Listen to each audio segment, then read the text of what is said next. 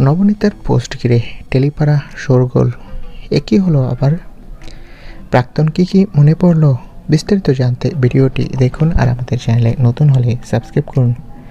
চিরদিনই তুমি যে আমার ধারাবাহিকের নায়ক জিতু কমল আবারও দর্শকদের সামনে ফিরেছে। তবে এবার আলোচনার কেন্দ্রবিন্দু শুধু তার কাজ নয়, ব্যক্তিগত জীবন। জিতুর প্রাক্তন স্ত্রী নবনীতা দাস সম্প্রতি ইনস্টাগ্রামে একটি ভিডিও পোস্ট করেছে।